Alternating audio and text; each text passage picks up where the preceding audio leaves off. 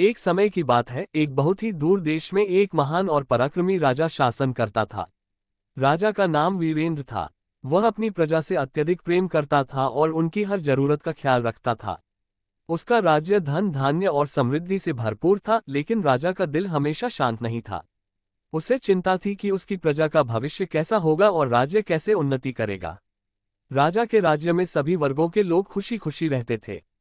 राजा ने सभी के लिए न्यायपूर्ण नियम बनाए थे और हर किसी की समस्याओं को सुनने के लिए वह अपने दरबार में खुद उपस्थित रहता था। उसने अपने जीवन का उद्देश्य अपनी प्रजा की भलाई और राज्य की समृद्धि को बनाया था।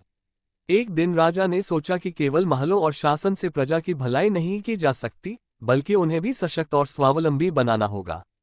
राजा ने एक योजना बनाई।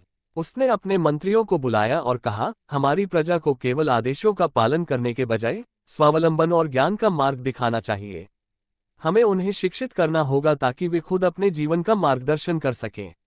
मंत्रियों ने राजा के विचार की सराहना की और सभी ने मिलकर राज्य के हर कोने में विद्यालय, पुस्तकालय और व्यावसायिक केंद्र स्थापित करने की योजना बनाई। राजा स्वयं इन केंद्रों का निरीक्षण करता और देखता कि प्रजा को उचित शिक्षा और साधन मिल रहे हैं या नहीं। धीरे धीरे राज्य में लोग अधिक शिक्षित और कुशल हो गए। कुछ वर्षों बाद राजा की मेहनत का फल दिखने लगा। राज्य का हर व्यक्ति किसी न किसी हुनर में पारंगत हो गया था। व्यापार और कृषि में भी क्रांतिकारी परिवर्तन हुए। राज्य की समृद्धि इतनी बड़ी कि आसपास के राज्यों ने भी वीरेंद्र के शासन की प्रशंसा करनी शुरू कर दी। लेकिन यह सफलता केवल प्रजा की समृद्धि तक ही सीमित नहीं रही। राज्य के लोग अब अपनी जिम्मेदारियों को समझने लगे थे। वे एकजुट होकर समाज की समस्याओं का समाधान निकालने लगे। जब भी कोई मुश्किल आती, लोग मिलकर उसका सामना करते और कभी राजा को परेशान नहीं करते। राजा वीरेंद्र ये देखकर अत्यंत प्रसन्न था। वह जानता था कि अब उसका राज्य केवल उसके शासन पर निर्भर नहीं है, बल्कि उसकी प्रजा इतनी सशक्त हो चुकी है कि वे खुद अपना और राज्य का भविष्य संवार सकते हैं। प्रजा ने राजा को एक ऐसा नेता माना जो न केवल शासन करता था बल्कि उन्हें सशक्त और आत्मनिर्भर बनाता था।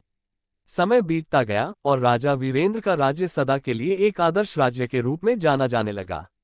राजा ने अपने जीवन के आखिरी दिनों में भी अपनी प्रजा के साथ वही स्नेह और सेवा का भाव बनाए रखा।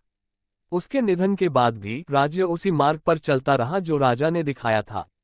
ये कहानी उस राजा की है जिसने केवल शासन नहीं किया, बल्कि अपनी प्रजा को एक नया जीवन और दृष्टिकोण दिया और एक ऐसा राज्य बनाया जो आने वाली पीढ़ियों के लिए एक मिसाल बन गया।